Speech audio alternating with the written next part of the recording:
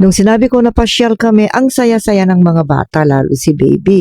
Talagang super excited siya. Gustong-gusto niya kasing namamasyal, maglaro sa labas. At saka favorite niya yung french fries, pizza pie, at saka yung mga favorite ng mga bata na ice cream, chocolates. Pero kung minsan kinokontrol lang namin, syempre hindi naman maganda pag nasobrahan ang mga yon. Ayan tingnan mo talagang papasok na siya dyan, excited siya. Excited silang dalawa. Okay, kain muna before pupunta sa playing area na maglaro. Gustong-gusto niya na makita at mahawakan yung ball at gustong-gusto niya yung nilalaro nila na sinushoot. Yun ang happiness niya. Ball.